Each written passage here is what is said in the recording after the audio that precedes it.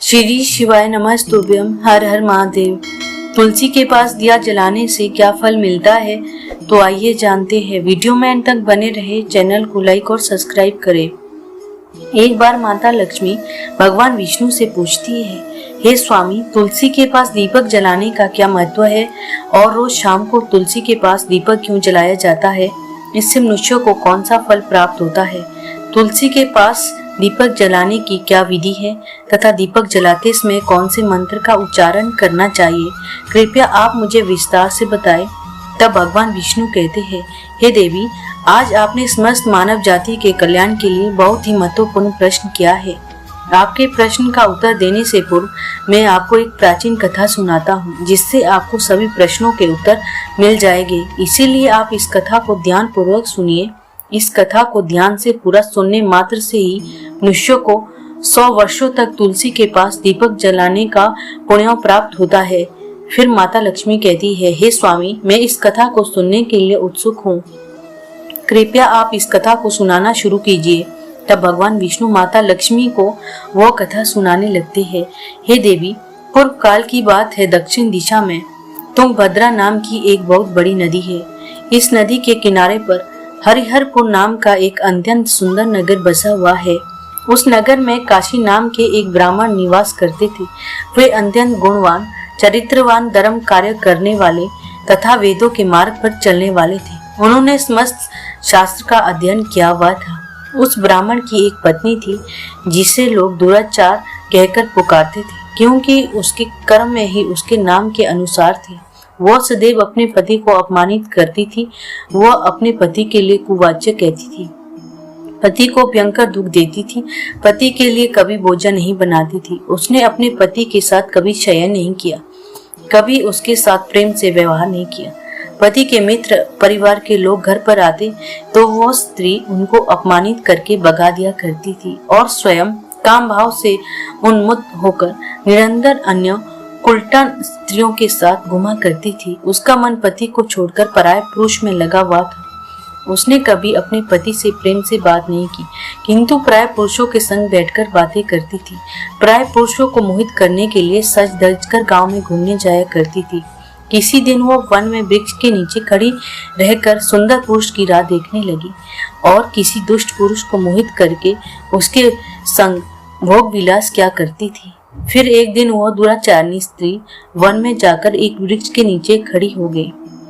उसका चित्त काम से भरा हुआ था। वह किसी सुंदर कामी पुरुष की राह देख रही थी, किंतु बहुत समय निकलने के बाद भी स्थान पर कोई पुरुष नहीं आया। इसीलिए वह अत्यंत दुखी हो गई और प्रियतम की खोज में इधर उधर देखने लगी। उस दिन उसका सारा परिश्रम व्यर्थ हो गया। वहां पर खड़ी होकर वह नाना प्रकार की बातें कहकर विलाप करने लगी। हाय हाय, आज तो इस मार्ग से कोई भी सुंदर पुरुष नहीं आया। अब मैं कैसे अपने काम वासना को शांत करूं? आज की रात कैसे बिताऊंगी? वह जोर जोर से विलाप करने लगी। उस जंगल में एक भयंकर बाघ निवास करता था। उस पापी स्त्री की आवाज सुनकर जाग गया और चिल्लाकर उस स्त्री का भक्षण करने के लिए उसके पास आ गया। उस भयंकर बाघ को देखकर उस स्त्री के पसीने छूटने लगे। वह डर से थर थर कांपने लगी। वह स्त्री कुछ करती, इतने में उस बाघ ने अपने पंजे से उसे घायल कर दिया और वह स्त्री जमीन पर गिर गई। जमीन पर गिरते ही वह स्त्री चिल्लाते हुए बोली, अरे बाघ, तू किस लिए यहाँ पर आया है? मुझे क्यों मार रहे हो? मैं यहाँ पर अपने प्रियतम को खोज रही हूँ। तुम मुझे छोड़ दो। मेरा भक्षण करके तुझे क्या मिलेगा? वह स्त्री की और बात सुनकर और भयंकर बाघ क्षण भर के लिए रुक गया और हंसते हुए बोला लगा, ए दुष्ट, आज विधाता ने मुझे मेरा गिरास नियुक्त किया है। तुझ जैसी पापी स्त्रियों का भक्षण करना ही मेरा काम है। तुझे कभी इस शरीर से मुक्ति मिलेगी। वो स्त्री कहने लगी, हे बाघ, तुम कौन हो? मुझे सच सच बताओ। तुम्हें किस कारण से बाघ की योनि में जन्म लेना पड़ा और तुम मुझ जैसी स्त्रियों का भक्षण क्यों कर रहे हो?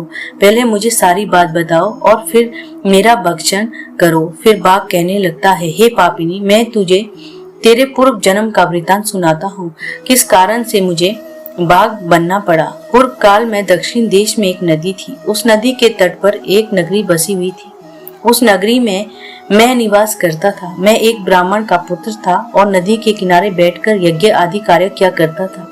मैंने उस जन्म में अनेक पापियों के लिए यज्ञ किया, उन पापियों के घर का भोजन किया। मैंने धन के लोभ से अनेक पापियों के लिए कार्य किया। जिन वस्तुओं का दान ब्राह्मण को भी नहीं लेना चाहिए, उन वस्तुओं का दान भी मैंने ग्रहण किया और दूसरों से धन लेता था, लेकिन कभी वापस नहीं करता था। इस प्रकार से पाप करते हुए मुझे बहुत साल बीत गई और मैं बूढ़ा हो गया। मेरे बाल सफेद हो गए, आंखें सूज गई, मुंह के सारे दांत फिर गिर गए, लेकिन फिर भी मेरी दान लेने की आदत नहीं छूटी और मैं पाप करता गया। फिर एक दिन मैं धन के लोभ से नदी किनारे गया और अन्य दुष्ट ब्राह्मणों के साथ मिलकर हमने लोगों को ठगा। झूठ मंत्र वचन बोलकर हमने बिना विधि विधान किए ही देवी देवताओं का पूजन किया और बहुत सारा धन दान लिया। उसी स्थान पर एक बीमार कुत्ते ने मेरे पैर को काट दिया और मैं मूर्छित होकर गिर पड़ा। उसी क्षण मेरे प्राण चले गए। फिर यम के दूत उस स्थान पर प्रकट हुए और मुझे पकड़कर यमपुरी ले गए। वहां पर यमराज ने चित्रगुप्त से मेरे कार्यों का लेखा जोखा निकालने के लिए कहा। फिर चित्रगुप्त कहने लगे, हे धर्मराज, इस ब्राह्मण ने घोर पाप किए हैं। इसने दूसरों के झूठ के कर धन लूटा है, विधि विधान से पूजा ना करके झूठ मंत्र बोलकर भगवान का अपमान किया है। इसीलिए यह पापी ब्राह्मण केवल नरक भोगने के योग्य है। फिर यमराज ने अपने दूतों को आदेश देकर मुझे नरक की अग्नि में डाल दिया। अनेकों वर्ष तक नरक की सजा भोगने के बाद मुझे बाघ का शरीर प्राप्त हुआ और मैं इस दुर्लभ वन में निवास करने लगा। मैं अपने पूर्व जन्म के पापों को याद करके कभी महात्मा साधु पुरुष सती स्त्रियों का भक्षण नहीं करता हूँ। मैं केवल पापी दुराचारी तथा उल्टा स्त्रियों का भी भक्षण करता हूँ, ताकि मुझे आपसे मुक्ति मिल जाए। इस प्रकार से उस बाघ ने अपने पूर्व जन्म का वृत्तांत सुना दिया और उस स्त्री से कहने लगा, हे पापिनी, तेरे आचरण से तू कुटिला दिखाई पड़ती है। अपने पति को छोड़कर तू इस वन में अन्य पुरुषों के साथ भोग विलास करने के लिए आई है, इसीलिए आज तू मेरा ग्रास अवश्य बनेगी। इतना कहकर उसे बाघ ने अपने तेज नाखूनों से उस पापनी स्त्री के टुकड़े टुकड़े करके उसे खा लिया। फिर उस स्थान पर यम के दूत प्रकट हुए और उस पापनी स्त्री को उठाकर यमपुरी ले गई। वहां पर उसने यमराज के सामने खड़ा किया गया। फिर चित्रगुप्त ने उस स्त्री का लेखा जोखा निकालते हुए यमराज से कहने लगे, हे धर्मराज, यह स्त्री तो अत्यंत पापिनी है। इतने घोर पाप किए हैं। इसने अपने पति को कभी सेवा नहीं की और अपने पति को भूलकर पराये पुरुषों के संग भोग विलास किया करती थी। उसके पाप को सुनकर यमराज ने उस स्त्री को अग्नि से भरे हुए कुंडों में डालने का आदेश दिया। अनेकों वर्षों तक वह उस कुंड में पकाया गया, फिर उसे निकालकर दूसरे नरक में डाल दिया गया। इस प्रकार से उसे अनेकों वर्षों तक अलग अलग नरकों में डाला गया और नरकों में डालने के बाद वह महापापी स्त्री पुनः पृथ्वीलोक पर आकर चंडाल के रूप में उत्पन्न हुई। चंडाल के घर में जन्म लेकर वह फिर से अनेक पाप करने लगी और अनेक पापी पुरुषों के संग विहार करने लगी। कुछ समय बाद पूर्व जन्म के पापों के कारण उसे कोढ़ का रोग हो गया और वह भयंकर पीड़ा सहन करने लगी। उसका अंग अंग जलने लगा, उसके नेत्रों से पीड़ा होने लगी। इस दुख को सहन करती हुई वह दिन बिताने लगी। फिर एक दिन वह तीर्थ में स्नान करने के उद्देश्य से अनंतपुरा में गई। वहां पर वह एक आश्रम के बाहर निवास करने लगी। वहां उसे आश्रम में एक तुलसी का पौधा था। अन्य स्त्रियों को वहां पर तुलसी के पास दीपक जलाते हुए देखकर उस पापी स्त्री ने भी वही किया। उसने तुलसी के पौधे के पास एक दीपक जला दिया।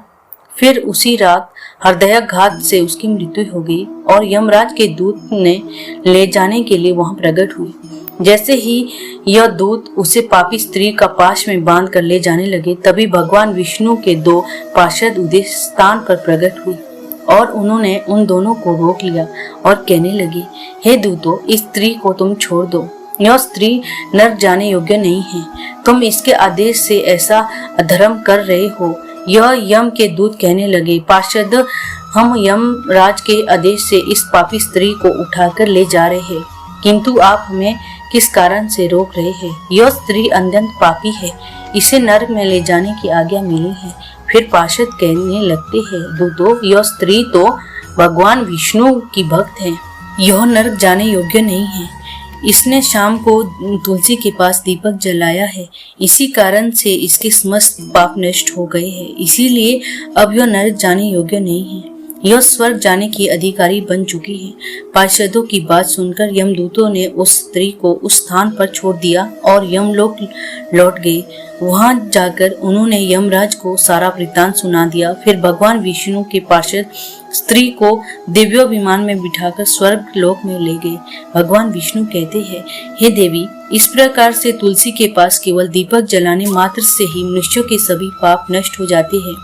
जो स्त्री नित्य शाम को तुलसी के पास दीपक जलाती है वह सौभाग्यशाली बनती है, उसके पूर्व जन्मों के सभी पाप नष्ट हो जाते हैं, उसे सुख समृद्धि की प्राप्ति होती है। रोज तुलसी के पास दीपक जलाते समय इस मंत्र का उच्चारण करना चाहिए, ओम तुलसी देवाय च विद्ये च विष्णु प्रियाय च धीमहि तनो वृत्तांत प्रचोदयात, जिसका अर्थ होता है, विष्णु प्रिय तुलसी, मैं आपको नमन करती हूँ, आप मुझे उच्च बुद्धि दो। हे वृंदा, आप मेरे मन को रोशन करो। भगवान विष्णु कहते हैं, हे देवी, हजारों अमृत के घड़ों से नहलाने पर भी श्री हरि विष्णु को उतनी तृप्ति नहीं होती जितनी वह मनुष्यों के द्वारा तुलसी का एक पत्ता चढ़ाने से प्राप्त करते हैं। 10,000 गौदान सेवा मानव को जो फल प्राप्त होता है वह फल तुलसी पत्र दान से पा लेता है। जो मृत्यु के समय अपने मुख में तुलसी पत्र का जल पड़ जाता है वह संपूर्ण पापों से मुक्त होकर भगवान श्री हरि विष्णु के धाम जाता है। हिंदू धर्म में तुलसी के पौधे का महत्व सबसे अधिक है।